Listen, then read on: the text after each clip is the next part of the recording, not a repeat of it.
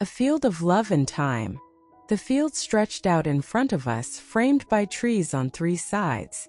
A white picket fence ran along the edge, stopping just before the hill that led down to the ocean. The grass, long and soft, swayed gently in the breeze, creating a wall around us whenever we lay down. It was the perfect place for a picnic, a sanctuary away from the world. Sophie and I spread out a red and white checkered blanket, its familiar pattern grounding us in this moment of calm. I set down the wicker basket filled with all our food while she twirled through the tall grass, her laughter filling the air. Her dress, a flowing pale blue, rippled with her movements, hiding the tiny scratches she'd gotten from climbing trees earlier. Her dark braids danced in the wind, and I could almost smell the mix of salty ocean air and magnolia in her hair. I watched her for a moment longer, captivated by her grace. Then, before unpacking the food, I felt an irresistible pull to join her. Leaving the basket behind, I walked over, bowing dramatically in front of her, hand extended. "May I have this dance?" I asked, trying to sound formal but grinning all the while. Sophie's soft hand slipped into mine, and she used her other hand to tuck a loose braid behind her ear, her deep brown eyes locking onto mine. In that gaze, I felt seen fully, completely. I stood and pulled her close, our bodies naturally falling into rhythm. My 90s style shirt slowly untucked as I swayed with her, my right hand on her waist, the other resting lightly on her shoulder. She slid her hands to my waist and we danced slow, simple, lovely. When I dipped her at the end of our improvised waltz, her braids brushed the grass. I thought I'd hold her there for just a moment, but as I stared into her eyes, time seemed to stretch. Her gaze was steady, her lips parted slightly as if she were about to speak but had decided against it. The world faded, leaving only us, her, me, and the long grass framing our little piece of the universe. Finally, I pulled her back up, though every fiber of me wanted to stay lost in that moment. As I straightened, I licked my lips nervously, then smiled as she did the same. Her eyes sparkled as she squeezed my hand, the quiet between us filled with all the things we didn't need to say. We wandered back to the blanket, giggling like kids as we set out the food. A spread of sandwiches, fresh fruit, and homemade pastries dotted the blanket, little treasures we had prepared together. I sat cross-legged while Sophie stretched out beside me, her legs tucked elegantly to the side. She picked up a grape, twirling it between her fingers before popping it into her mouth. "Alexa," I said, breaking the comfortable silence. "Sing for me, please." Sophie's gaze flickered to mine, a soft blush rising in her cheeks. She hesitated, then with a teasing smile, popped another grape into her mouth, her eyes now focused on the sky. "Okay, but only because you asked so sweetly." Her voice was like a gentle wave, smooth and calming as it filled the space between us. She sang softly, a melody that we both knew from countless moments shared in the quiet of this field. But this time, halfway through the song, she stopped and turned toward me. Her dress shifted as she leaned closer, her hand reaching up to brush against the bun at the back of my neck. Her lips met mine slowly, tenderly, as if the kiss was a promise. When she pulled away, we were still locked in that moment, her dark eyes never leaving mine. Everything around us blurred, the ocean's distant roar, the wind in the trees. It was just us. Sophie leaned in again, and this time I closed the space between us first. Our kiss deepened, and as I pulled away, I noticed the ring on her left hand catching the sunlight. I smiled, realizing how far we had come, how everything we dreamed of was here, right now. Suddenly, the scene shifted. We were no longer in the field. Instead, we were surrounded by people, their clapping and cheers filling the air. Sophie's white dress flowed as we walked hand in hand down an aisle of rose petals, our families watching with tears in their eyes. Her laugh was soft as she led me to the sleek black car waiting for us. "Come on, Mrs. Taylor," she teased, opening the door with a smile.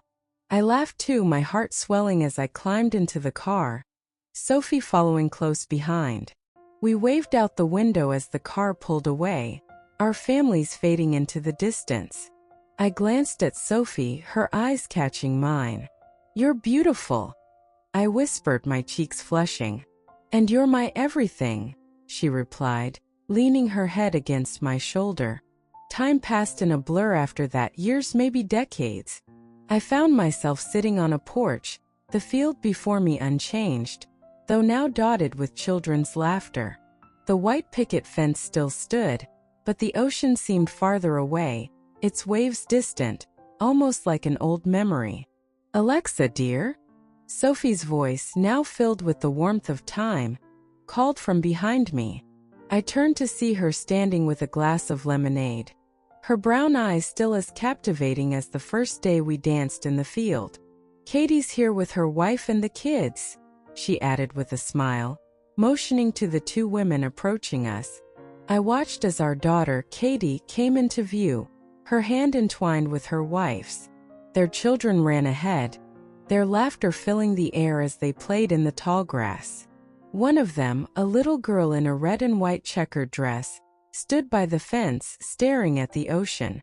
"We raised her well," I said softly, pride swelling in my chest as I watched Katie walk toward her children. "We did," Sophie agreed, sitting beside me, her hand finding mine, her fingers intertwined with mine, just like they always had. "Sing to me, Sophie," I whispered, my voice barely audible as I leaned back in my chair, the world fading into a peaceful hum. And as her voice filled the air, everything went dark, the last thing I felt being her hand slipping from mine. As Sophie's voice washed over me, the world around us seemed to dim. I could feel her presence beside me, strong, constant, her fingers slowly slipping from my grasp. Her song softened into the breeze and I let myself drift into it, feeling lighter with every note, as though I was sinking deeper into the warmth of the field, the sun, the love we'd built over a lifetime. But somewhere in the quiet, there was a sudden rush of movement. Sophie's hand tightened around mine, her voice faltering. I heard her say my name, "Alexa," but it felt distant, like a call from across a canyon I couldn't quite cross. I wanted to reach back, to answer her, to hold on, but I was already fading. It wasn't a sharp pull into the void, just a slow, inevitable slip. And then just for a moment I saw something, an image of that checkered blanket spread out under the sky. The field was unchanged, untouched by time, as if it had waited for us to return. Sophie was there, her dress flowing in the breeze like it always had.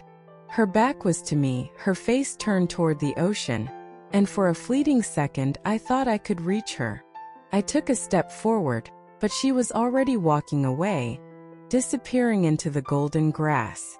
Everything blurred. The last sensation I felt was the warmth of her hand, just a memory now.